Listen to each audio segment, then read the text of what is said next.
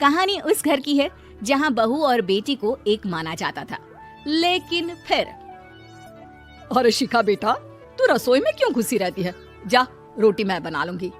नहीं नहीं माँ जी, आप बैठिए, बस सारा खाना बन ही गया है। श्वेता को बोल देती हूँ, वो खाना लगा देगी सबका। सॉरी भाभी, मेरे पास वक्त नहीं है। माँ, मुझे पैसे देना, पार्लर जाना है। हाँ हाँ चली जाना, भाभी को भी ले जाना। वो भी जाने को बोल रही थी पार्लर, पर पहले ना मदद कर दे उसके खाना लगाने में। देख माँ, वो बहू है, उसे बहू रहने देना, इतना सर पर मत चढ़ा भाभी को। श्वेता, ज्यादा मत बोला कर। बहू और बेटी में कोई फर्क नहीं होता है। जा जाकर काम कर। ननद को माँ का भाभी से इस तरह प्यार करना बिल्कुल अच्छा नहीं लगता। वो बार बार किसी न किसी तरह माँ को भाभी के खिलाफ भड़काती रहती, लेकिन कोई फायदा ना होता। एक रोज, अरे बेटे किशन, जा बहू को कहीं घुमा कर ला, सारा दिन घर में काम करती रहती है। हाँ हाँ माँ, हम लोग जा रहे हैं ना गोवा। अच्छा जी, भाभी ने तो हमें बताया भी नहीं। वैसे तो सारी पंचायत करती है, ये गोवा वाली बात क्यों छुपा गई हमसे? अरे क्योंकि उसे खुद नहीं पता था बहन। मुझे टिकट सस्ती मिल रही थी तो मैंने बुक कर दिया।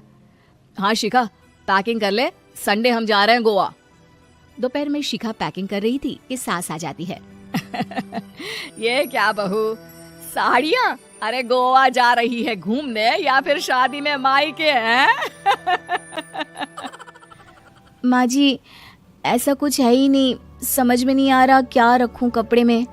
अरे तेरी और श्वेता की साइज तो एक ही है, उसके कुछ मॉडर्न कपड़े ले ले, आकर लौटा देना। हाँ माँ जी, ये ठीक रहेगा। शिखा श्वेता के पास जाती है और उससे कपड़े मांगती है।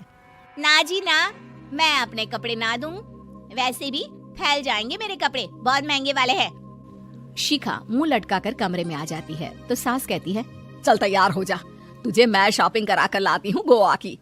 बस फिर क्या था, सास बहू निकल जाते हैं मार्केट और एक से बढ़कर एक ड्रेस खरीद कर घर आते हैं। पहले बता देती कि नए कपड़े दिलाने वाली है भाभी को, तो मैं अपने ही दे देती ना भाभी को, मुझे दिला देती नए कपड़े।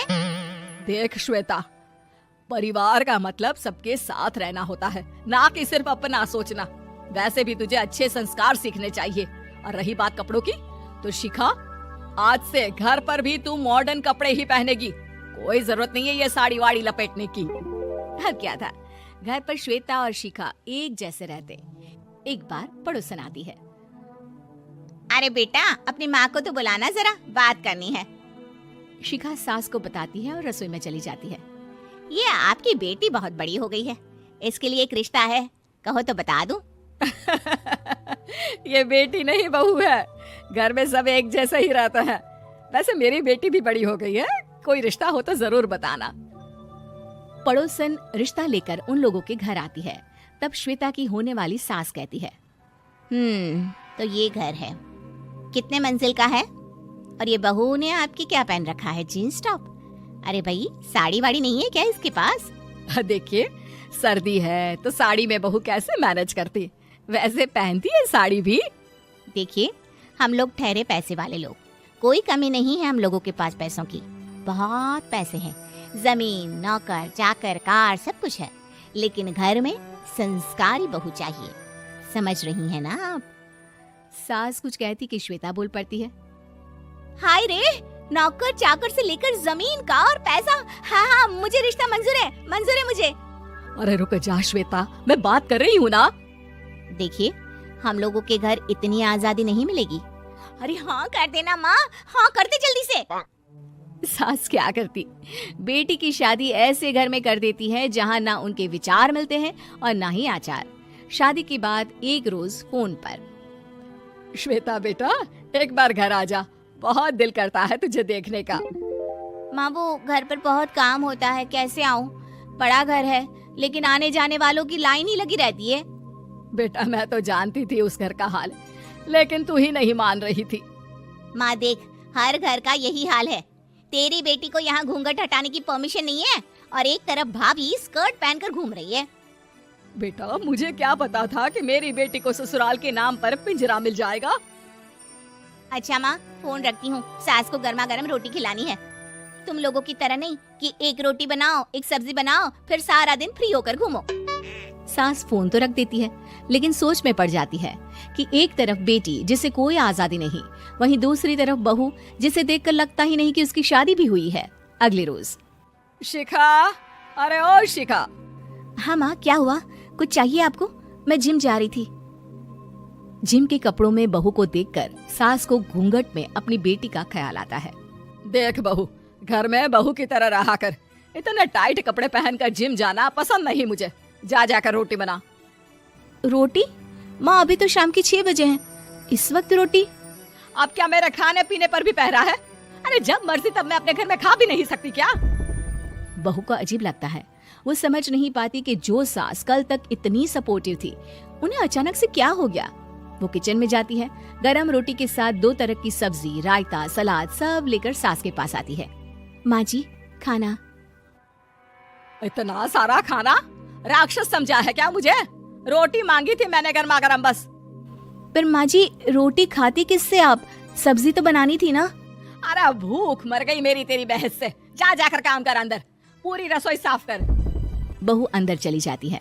थोड़ी देर में श्वेता घर आती है। अरे शिखा, जल्दी से चाय ला, पकवान बना, मेरी बेटी आई है। अरे नहीं नहीं माँ, ड्राइवर बाहर खड़ा है। मैं तो घर का कोई सामान खरीदने के बहाने यहाँ आ गई हूँ, मुझे जाना होगा। अरे बेटा, पर कितने दिनों बाद देख रही हूँ तुझे, रहने आ जाना 2-4 दिन के लिए। आ जाऊंगी माँ, जब मेरी सास मरेगी तब। मैं तो रोज मन्नत मानती हूँ कि मेरी सास मर जाए तो अच्छा है। अच्छा चल, जा रही हूँ माँ। हे भगवान, कैसे कैसे दिन देखने पड़ रहे हैं मेरी बेटी को। सास अंदर जाती है, जहाँ श्वेता की जिम वाली सहेली का फोन आया होता है।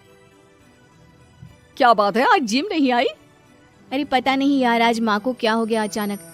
पर खैर कोई नहीं, लगता नहीं कि मैं अब जिम आ पाऊंगी। शिखा स्पीकर पर बात कर रही थी, जिसे सास सुन रही थी। यार ये सास ना होती ही ऐसी है। मैं तो कहती हूँ बुढ़िया जल्दी मरे और तू आराम से जिए। शिखा को सहेली की बात पर गुस्सा आ जाता है। माँ के मरने की कौन सा बच्चा दुआ मांगता है मोहिनी? आगे से ऐसी बात मेरे सामने मत करना। हमारे घर की शोभा ही माँ है। क्या हुआ जो थोड़ी शक्ति दिखा रही है? उसमें भी कोई ना कोई उनकी भलाई ही होगी। मैं तो कहती हूँ भगवान मेरे जैसी सास सबको दे, जो सिर्फ माँ की तरह है।